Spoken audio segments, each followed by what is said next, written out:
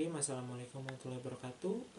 Perkenalkan, masih Dani Putra, NPM 19042. Di mana di sini saya akan melaksanakan skill yaitu WBC differential count. Nah, di mana untuk barang yang digunakannya itu adalah hapus darah tepi yang sudah baik secara makroskopis, di mana jangan sampai ujungnya itu bergerigi seperti ini, dan juga jangan sampai juga ujungnya jangan sampai juga terputus-putus seperti ini.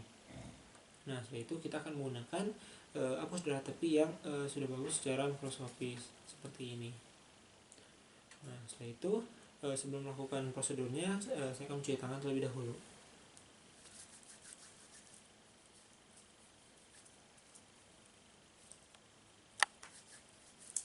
Jadi saya akan menggunakan hand glove.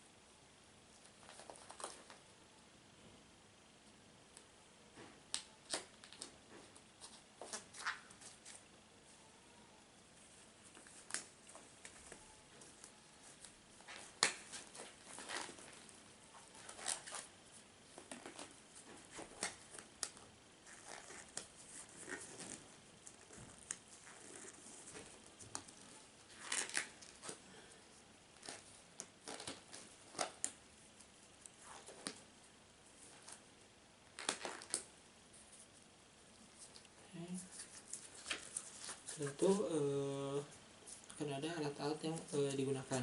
Yang pertama itu ada minyak insersi ini, dan juga ada silol untuk membersihkan preparat, kemudian juga ada preparatnya, kemudian juga ada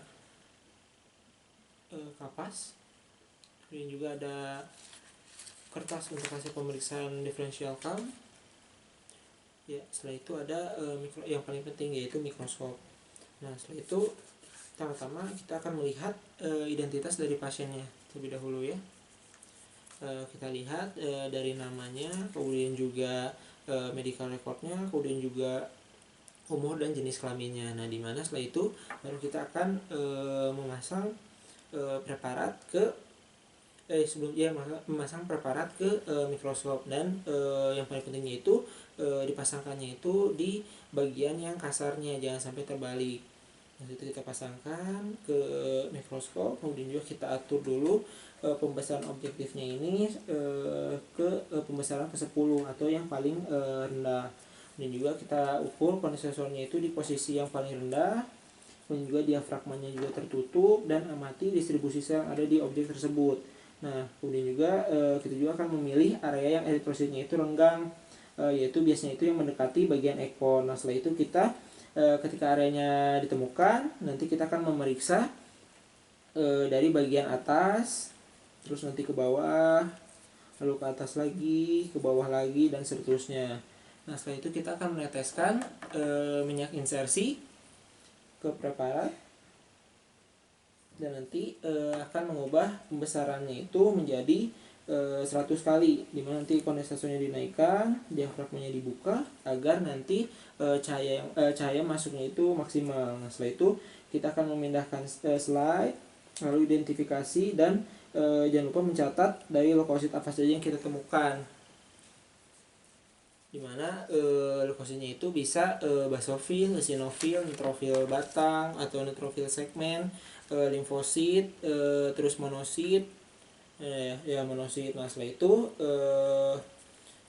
setelah itu kita akan menulis di lembar hasil pemeriksaan itu pemeriksaan differential count, ada dimana di kolomnya itu ada angka 10 sampai 100. Nah, dimana setiap kita menemukan selnya itu kita akan menulis atau menggambar turus, dimana untuk 1 sampai 10-nya untuk 1 sampai 10-nya itu terusnya akan digambar di kolom 10, sedangkan untuk turus yang ke-11 nanti akan pindah ke kolom 20, dan terus untuk yang 21 itu dia nanti akan pindah ke kolom 30, dan seterusnya. Nah, setelah itu kita nanti kita tulis basofilnya ada berapa, kemudian juga sinofilnya ada berapa, neutrofil batangnya ada berapa, neutrofil segmennya ada berapa, limfositnya ada berapa, dan monositnya ada berapa.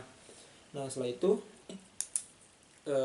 itu kita akan melepaskan preparat dari mikroskopnya, kemudian juga merubah dulu lensanya, lensa objektifnya ke pembesaran ke-10 atau yang paling kecil, dan nanti akan baru melepaskan preparatnya. Nah dimana setelah preparat dilepaskan akan kita bersihkan dengan silol terlebih dahulu.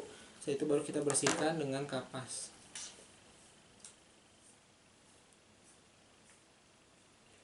Dengan kapas, kemudian juga kita simpan ke tempatnya lagi. Nah setelah itu untuk pemeriksaan menggunakan mikroskopnya sudah selesai. Setelah itu kita akan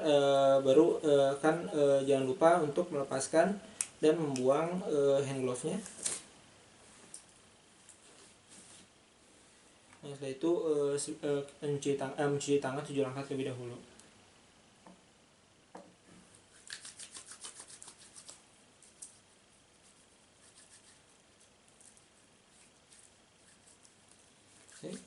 Setelah itu baru kita akan hitung hasil pemeriksaan differential count sama interpretasinya, dimana untuk basofilnya itu jumlahnya itu tadi ada 1%, eosinofilnya ada 6%, neutrofil batangnya ada 7%, neutrofil segmennya ada 40%, limfositnya ada 47%, monositnya ada 2%. Dan untuk interpretasinya ini dimana terjadi peningkatan dari jumlah limfositnya, dimana yang menandakan adanya limfositosis, yaitu limfositnya meningkat sehingga biasanya ditandakan dengan adanya infeksi virus. Nah alhamdulillah untuk pemeriksaan atau skill dari WBC differential count sudah selesai. Sekian, assalamualaikum warahmatullahi wabarakatuh.